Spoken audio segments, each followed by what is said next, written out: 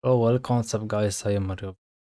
Tutorial. I want to show you how to change language Windows 10. The same option is also in 11. Share to others. Change language. Those must write language settings. It is okay. And now here you have Windows display language. And first you must add a language which you need. Okay.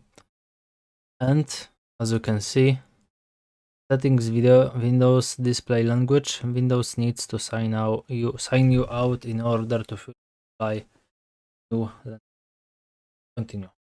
You just click. You did it. So that's all in this video. So thanks for watching. You may leave like, subscribe, share to others, write a comment. Bye bye. Next time. Thanks. Bye bye.